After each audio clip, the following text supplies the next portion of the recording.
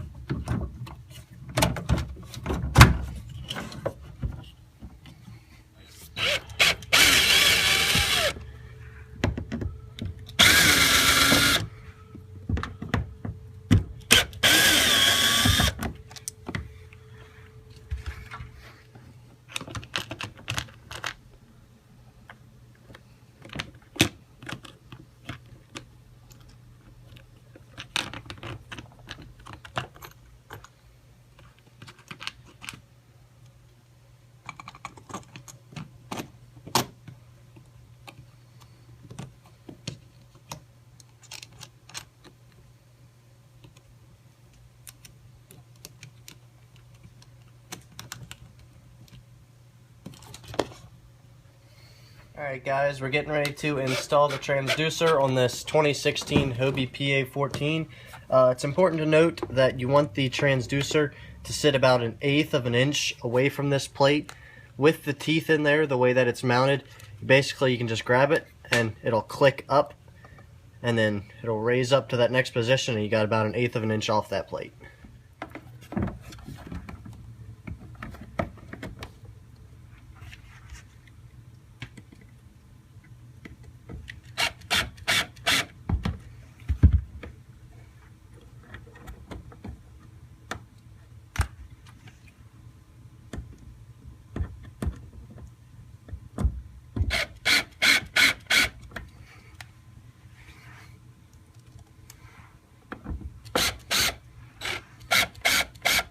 Alright guys, so inside of your Hobie bag, your owner's package, you have a couple different pieces for the through-hole wiring. What you want to do, you want to select the one that's going to be right for your application. For this one, we're doing a single wire rather than a 2, and then this is just for this transducer cable. So you want to find the one that's going to fit right around there and give you a nice good fit. That way it's watertight.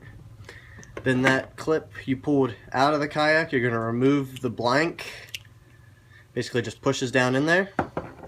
That new one you're going to install around the wire and reverse the process. It's just going to slide back up into that plug. You're going to put this waterproof gasket, like a big O-ring, back around there. Just install it, go back through, put your wing nut on the back side, then you've got that watertight connection for your wiring. And now just feeding that transducer cable down through that hole, pull it out. out through the front.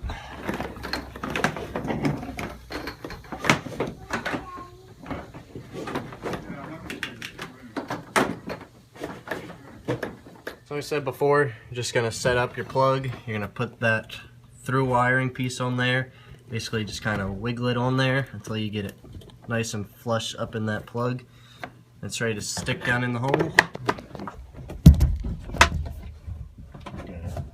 And you just want to slide that wing nut right up on the back side of it.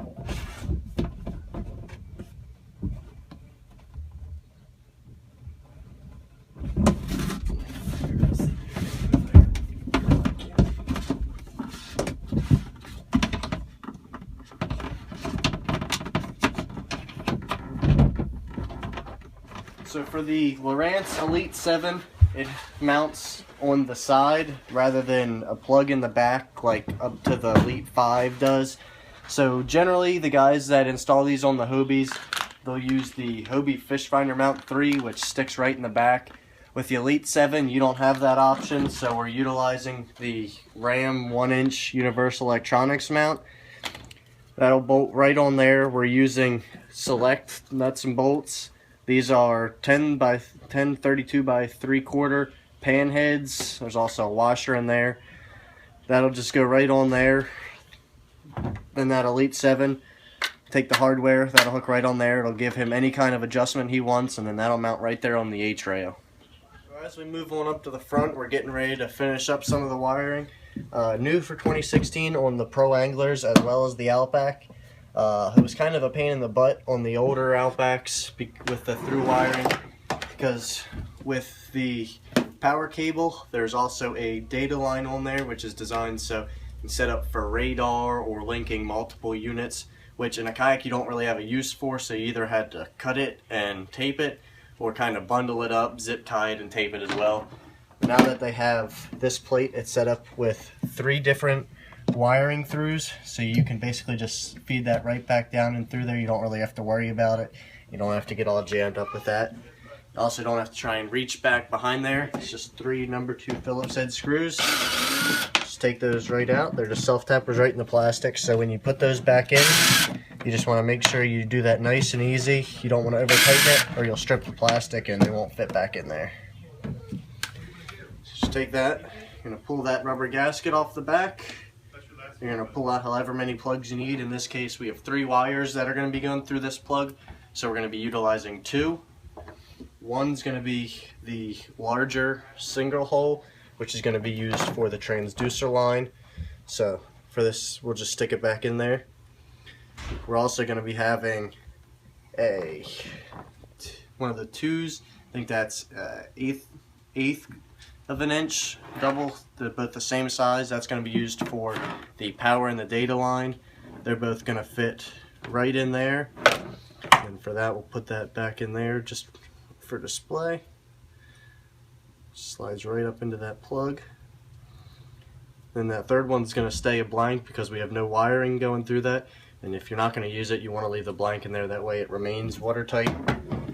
Just going to take that watertight seal back on there, like a big O-ring. It's going to fit right back on over those 3 holes.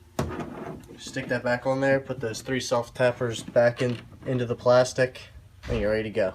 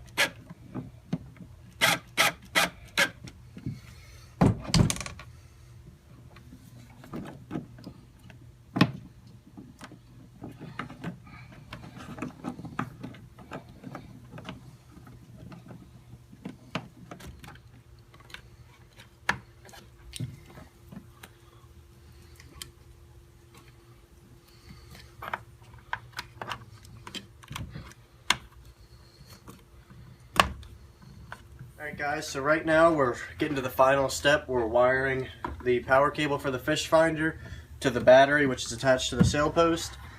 Inside that fish finder 3 kit, you're going to get a bundle of red and black coated copper wire. So your red's going to be your positive, your black's going to be your negative. That plug on the end of there, that's also going to plug into the charger that's included with that fish finder kit. And it's also going to plug into that quick release right there on that battery. So easy to get in and out. Inside of there, you're also going to have an extra cable through in case somehow yours got damaged in the process of install, as well as a 3-amp fuse, which is going to go in line with your positive wire for your power. Then you're also going to get a couple silicone filled crimps, few zip ties for your cable management, and another wire tie. So really all you're going to need, you're probably going to need about 12 to 14 inches of that wire. You can just go ahead and cut that off.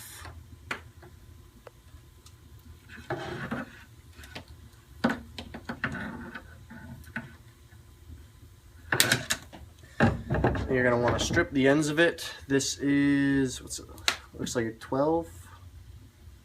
Just going to strip the ends off of that. Probably about 1/4 to 1/2 inch. You're going to have the ends exposed. Like to twist them that way you don't get that frayed end on there. Do that to both the positive and the negative wire.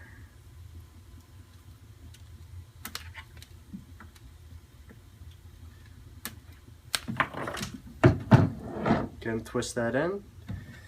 Start with the positive side because you want to put that inline fuse in there as well. Comes with the connectors that have the silver cap on the inside rather than the silicone ones. It's a little tight in there, so the best way to do it is, because the one that has the fuse attached to it, the end of that is soldered, so that's not going to fray on you like that one will. So it makes it a lot easier to stick the one that is not soldered in first, and then you can insert the soldered one in behind it. That way you're not going to be fighting the frayed ends. So you get that on there. Just take your wire, clippers and strippers, put that right in there. Just crimp that down on there. Then you got a good connection, you don't have to worry about those pulling out. And you're going to come back to your power cable, which you're going to fish out from the inside of your kayak. You're going to find your red cable as well. Probably going to have to strip some more back from it because there's not a whole lot work in there. Put that in your strippers. Some real thin gauge wire. Strip the end off of that. You're going to repeat the same process as before. You're going to twist that end and take the other end of that inline fuse. Take the other cap, put the non-soldered end in first, followed by the soldered end, which is connected to the fuse.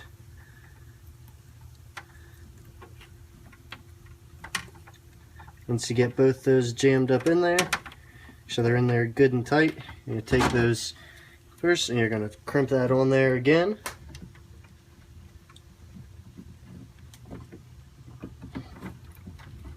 Let's get that crimped on there, you're good. Once I'm done doing that, I like to take a roll of electrical tape that started, then take about a 2-inch piece and just wrap that right around those ends. That way, if something was to happen or you didn't get a real good crimp on there, you don't have to worry about that coming undone. Let's get that on there. You don't have to worry about that whatsoever. You're going to have your fuse in there. Then you're going to connect your negative wire. It's just going to be the black coated wire. Again, you're going to have to strip that.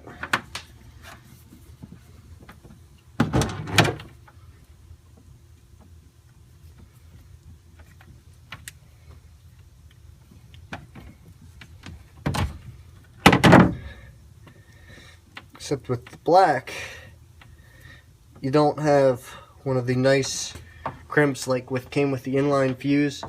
So you're just going to take one of the silicone ones. It's filled with silicone, that way you're in the marine environment, you don't have to worry about that connection going bad. You're going to want to twist both sides because neither side is soldered like it with the fuse. There's 2 holes in there. Just going to slide one up in one side. If you flip it over, you can see where it comes up in there to make sure you have it in there far enough. You're going to take the other one into the other side. If you get that twisted on there, it's going to slide right up in there. You're going to have that connection right there. And you can also take the same clip crimpers. You're not necessarily going to crimp it, but you want to be able to have some sort of pliers that you can squeeze that down in there. You can see the silicone move out of the way. There's a little piece of aluminum in there that keeps those 2 pieces crimped together. And you got that piece and you're good to go. So now that we got some electrical tape on all the connections to make sure, you know, they're on there good and tight, ready to go ahead and power up the fish finder. Basically, just going to take this connector, it's going to go right on there. It's going to click into place. When you need to take it apart, basically just pull this little tab up and pull it apart. The nice part about having it on this sail post is once it's on there, you can spin that thing back out of the way. Then you can take that insert for that front hatch, and it's still going to fit right in there. You're not going to lose any of your front hatch storage. It's still going to fit right on there. Close it up, and ready to power on the unit.